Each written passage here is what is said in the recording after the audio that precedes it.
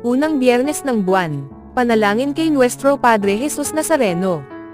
Jesus Nazareno, sa sinag ng liwanag mula sa iyong ulo, ang iyong pagkabuhay ay sumilay sa aming pagdarasal.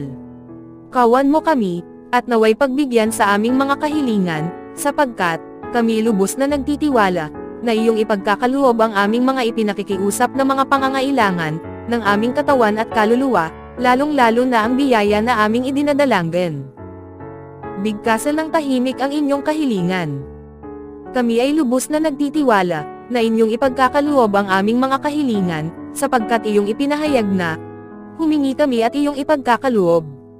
Sa laki ng aming pananalig, nagpapasalamat na kami ngayon pa lang, sapagkat ang nananalig sa iyo ay hindi nabibigo, kaya nga iyong ninanais na kami ay magtiwala ng lubos sa iyong paglingap, ngayon at magpasawalang hanggan.